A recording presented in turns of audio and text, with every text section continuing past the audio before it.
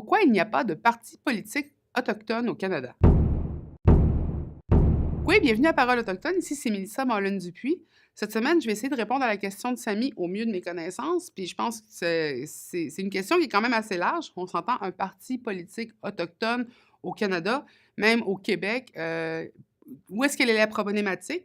C'est qu'on va parler du système canadien, soit fédéral, provincial. Donc, c'est le système colonialiste pour les communautés autochtones.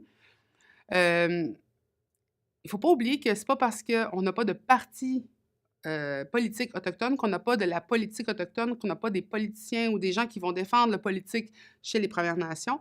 Je pense à l'APN, qui est l'Assemblée des Premières Nations, ou l'APNQL, qui est l'Assemblée des Premières Nations du Québec et du Labrador, ce qui, je pourrais voir, est l'équivalent fédéral et provincial de nos partis politiques, mais qui ne représentent pas des partis politiques traditionnels, comme on pourrait le décrire. Je sais qu'il y a des partis politiques autochtones qui veulent se démarrer, mais il y a un enjeu qui est très difficile, c'est de faire un parti politique pour un seul groupe de la société.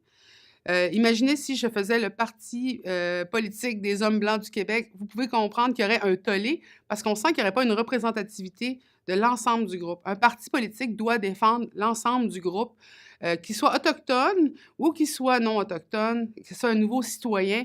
Et là, cette responsabilité-là en tant que parti et en tant que politicien, parce que sinon, on exclut des gens.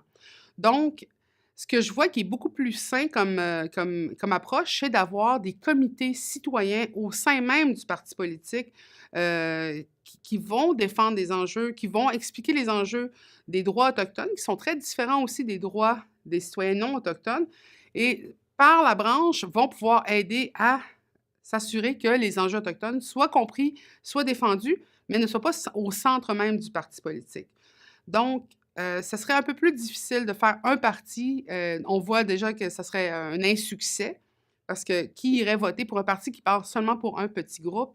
Je pense qu'on voit la problématique. Ça a été une problématique dans l'histoire en tant que telle, d'avoir des groupes qui excluaient la parole des autres citoyens.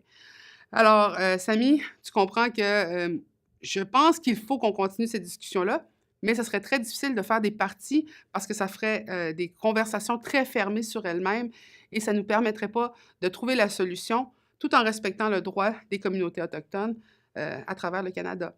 Alors, j'espère y avoir bien répondu. J'espère que vous allez partager cette vidéo et nous envoyer des questions. Je vous souhaite une belle semaine.